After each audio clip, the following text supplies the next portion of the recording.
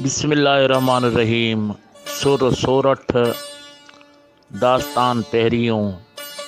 शाह जो रिसालो ग़ुलाम मोहम्मद शाहवाणी।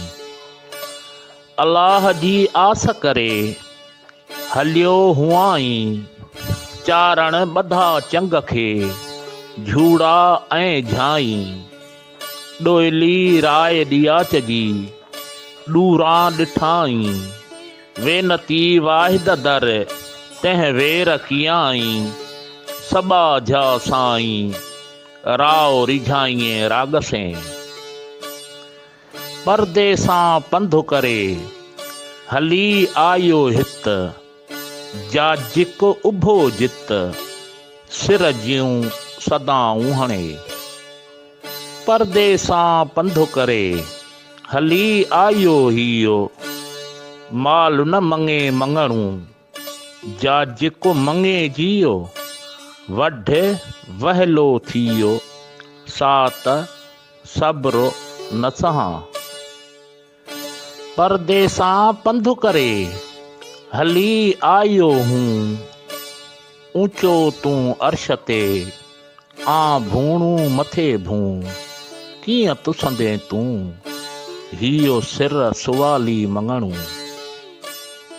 परदे सां पंधु करे आयुस आगाहीअ माए, जे विहाणीअ वेरम थिए त मूं हेर ई हलाए।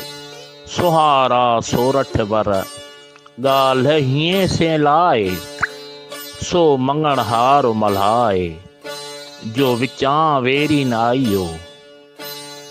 परदे सां पंधु करे सुणी आयुस शान, मंगा कहिड़ीअ मत से निसोरो नादान।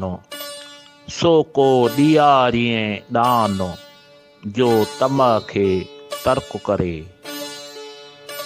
सर्दीअ सालिम न रहां, गर्मीअ थियां गुदाज़ो। अमुन ॾेज अमानतूं साइलो हणे साज़ो। रबाबीअ खे राज़ो ख़ालिस ॾेज खलील जो। सर्दीअ सालिम न रहां, कोसी सहां कान। अमुन ॾेज अमानतूं दूर करे ॿिया दान। पांडप खाई पान विझ पिक पेनार ते। तो दर आयुस राॼिया जाजिक वठे जियो। कना नारुन हामिया हाणे बचाइज हियो। वाली ॾियारे वियो जित आहे जना तो अदन। तो दर आयुस राॼिया हेड़ो वठी हालो। ओना एज अलील जो सबा झा सुवालो। अंगण मथे आहजे कहे की कवालो। भला करे भालो अमुन ॾियो उनखे। तो दर आयुस राॼिया ॿिया दर करे दूर। साइलो थो सैन हणे हरदम आ हुज़ूर। ॿियो न मंगे मूर अमुन ॾियो उनखे। तो दर आयुस राॼिया ॿिया दर ॾेई बन। कहां जो कुमाच से सो सुण सबा जे कन। जा मंग मुंहिंजी मन सा तोखे मालूम सभ का।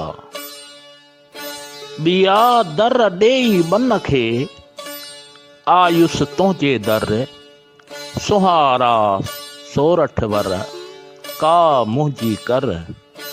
भला भेरे भर पाल्हो पांदो पेनार जो। वाई ॾिनो राय ॾियाच हियो सिरो साहिब तां सदको। छॾे हलियो हितहीं राणियूं पंहिंजा राज। हियो सिरो साहिब तां सदको। अघियो दर अलाह जे कवड़े पुनस काज हियो सिरो साहिब तां सदको। मंगी वतो मंगणे कही साण कुमाच हियो सिरो साहिब तां सदको। अदियूं अब्दुल लतीफ़ चए थियस कम सुकाज हियो सिरो साहिब तां सदको।